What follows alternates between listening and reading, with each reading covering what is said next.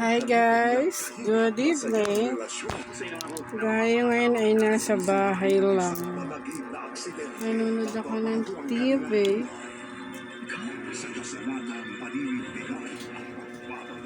Nandito ako kanina kasi nasa tindahan. Kaso biglang umulan. Wala naman masyadong tindahan. Kanina naubos yung tinapay. Nasa bahay ako.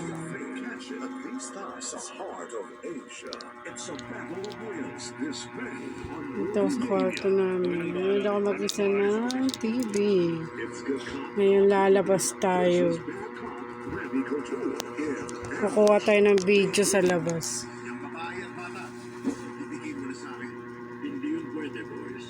Ex-Marine Liam Neeson takes on the drug cartel in The Marksman, May 10.